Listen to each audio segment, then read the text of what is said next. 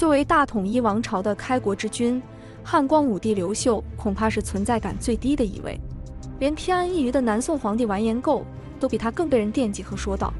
要是有人不服气，你能马上说出关于刘秀的3个典故，或跟他有关的3个人吗？其实历史上刘秀并非没有好成绩，发生在他身上的事也有很多八卦和噱头，可为什么他就这么被人无视了呢？其实刘秀的人生可一点都不平凡，他一出生就有祥瑞加持。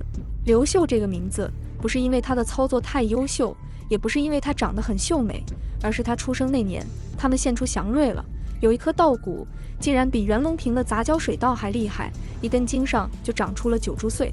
秀的本意就是稻谷之类的植物抽穗开花，一茎出2穗就已经很秀了，更何况9穗。所以刘秀的这个秀是说庄稼好的意思。延伸下来，庄稼收成好，可不就代表百姓丰收，天下太平吗？取了这么好的名字，刘秀不敢辜负，一直勤勤恳恳地种庄稼，而且不知道是不是名字取得好，别人闹灾荒的时节，他的粮食都收成不错。众所周知，刘秀是正宗皇室后裔，刘家子弟。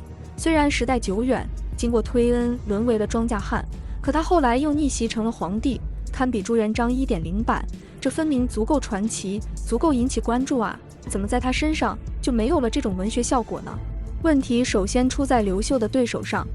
从庄稼汉到皇帝，刘秀一生也曾醉卧沙场，可是他遇到的对手好像都不太出色。在他亲征的过程中，遇到的大多是一些流民草寇组织起来的军队，上不了什么台面。他一生中最艰难的一战，也是唯一一次遇到正规的中央军，还是在刚刚起兵时的昆阳之战。当时刘秀的大哥刘演正在攻打宛城，而刘秀只是一个做后勤补给的。王莽见汉军势头正盛，连忙派兵镇压，派了大司徒王询、大司空王毅领兵100万，从长安扑向南阳。途中第一个要碰到的就是刘秀他们屯驻的昆阳。于是100万大军就这样变成了刘秀他们需要面临的压力。来看看这支军队有多吓人。首先，光从数字上看，就已经是黑云压城城欲摧了。其次，王莽对平叛寄予了殷切盼望，军队里不仅有士兵和大将，还请了63家精通兵法的军事理论家坐镇出谋划策。另外，王莽还爱搞心理战术，他找了个身高超过姚明、腰粗实威的巨无霸，此人是个高级驯兽师，专门训练了一批猛兽，赶着一批老虎、豹子、犀牛、大象也来增加威势。这支队伍一路走来，加上前后的仪仗队和后勤辎重，据说绵延了1000里路。可以说，这次出师的盛大，截止到汉末都是前不见古人的。刘秀那边呢，加上昆阳城里的也就8、9千，所以昆阳城里的大伙儿都吓出精神障碍，纷纷嚷着要分行李回各自的高老庄找老婆。只有刘秀是人间清醒，力劝大家一根筷子好掰断，一批竹子力量就大了。最终，刘秀以3000战胜几10万的英勇战绩，刷新了军事榜单。而且新军不只是被赶跑，而是损失惨重，主帅之一的王询被杀，王毅和其他将领轻装溜走，留下来的粮草和武器装备，汉军几个月都搬不完。说一句用兵如神也不为过。人数相差如此悬殊的情况下，刘秀不但不怯场，还主动出击，数十万人军中斩了对方上将首级，完全是战神级别呀。可是问题没那么简单，因为这个仗不是刘秀自己打的，至少不全是。刘秀太幸运了。古人说打仗需要天时地利人和，他不仅占了地利和人和，连天时都能操控。他虽然没有上天去借兵，但老天爷却不请自来了。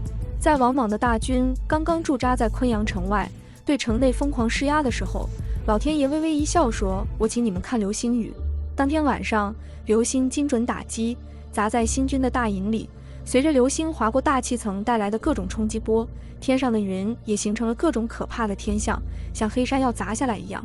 这批中央军经过陨石坠落，伤亡了一些，后来又看到这种奇异的天象，更是吓得瑟瑟发抖，完全丧失了斗志。在这种士气下，刘秀带领的队伍显得格外英武。等刘秀和莽军正式交战的时候，又有一路天神好心帮忙，突然狂风大作，屋顶被掀翻，大雨下得把河水都灌满了。这种极端天气下，本来是来助战的老虎和豹子都被吓住，士兵们就更别提战斗了。战场中一旦落入败势，人数越多的越容易混乱，在惊慌失措的逃跑中，往往的军队互相践踏，死人延绵了100里路，掉下水淹死的也数以万计。还没开始呢，先来一波天降正义，这仗还怎么打？也就是说，昆阳之战虽然是刘秀面临的最艰难的一场战役，可事实上这次几乎是刘秀打了一半，老天爷帮忙打了一大半。所以现代才有人笑刘秀是位面之子，是老天选定了的人。虽说刘秀的表现军事素质绝对过关，可比起那些实打实在战场上拼杀下来的人，他的军事水平还是让人觉得注了水。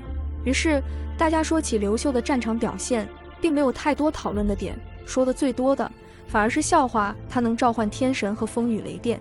关于刘秀的综合素质，五胡时期后赵的开国皇帝石勒曾有一句评价：如果遇到刘邦，他心甘情愿臣服，跟韩信、彭越一样做个臣子；但要是遇到光武帝刘秀，他有信心可以跟他逐鹿中原，最终鹿死水手还说不定。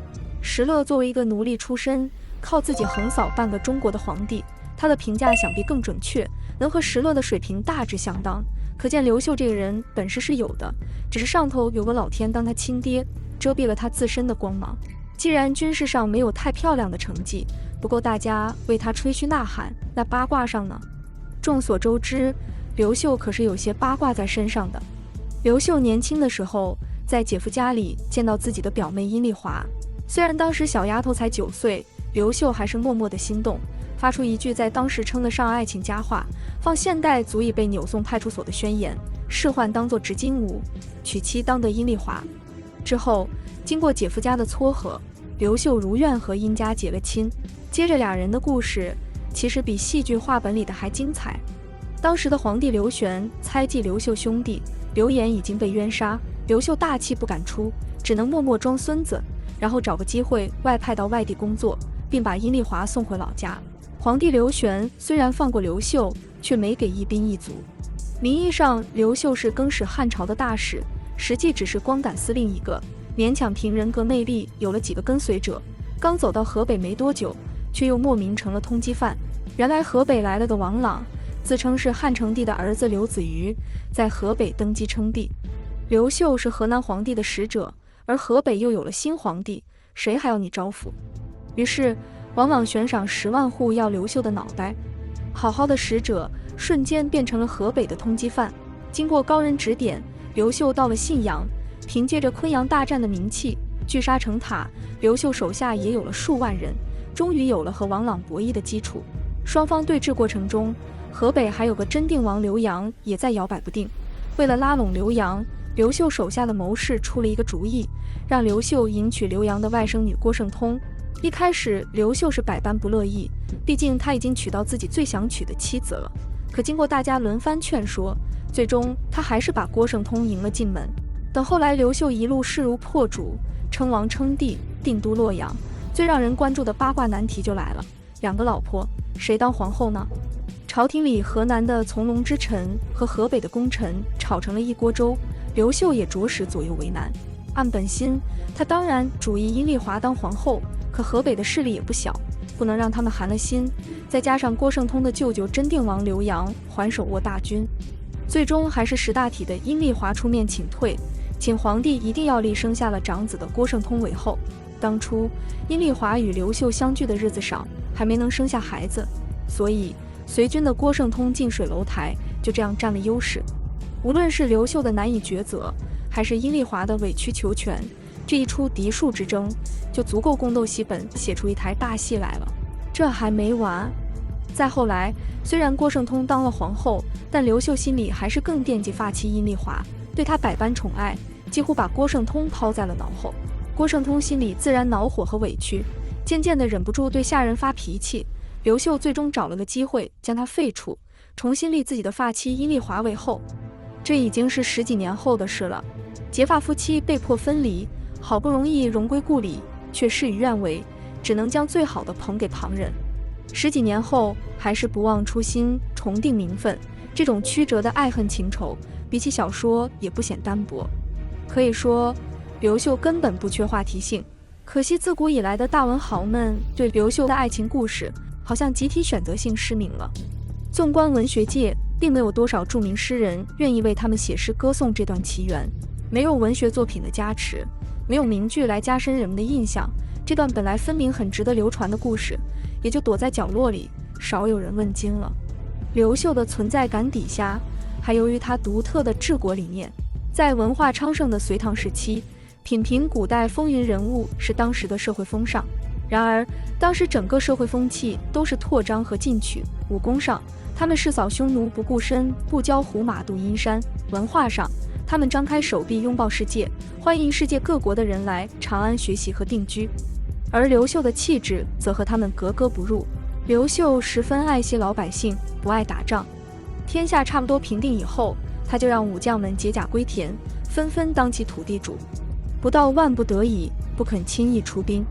皇太子问带兵打仗的事，他都以卫灵公问兵于孔子。孔子说我不懂为由而责备。就连匈奴千里迢迢来求支援，甚至送太子做人质，他也只是把人家的太子送回去，婉言谢绝了对外作战。他不想拿自己的百姓去搞开边这种透支几代人的功业。刘秀还是个厚道人，他的开国功臣，无论文臣武将，基本都是善终。比起刘邦和朱元璋惯用的狡兔死，走狗烹，他简直是一个厚道的好人，而好人总是默默无闻的。在治国上，刘秀也基本采取了休生养息的黄老之术，经常给这里免税，给那里免租。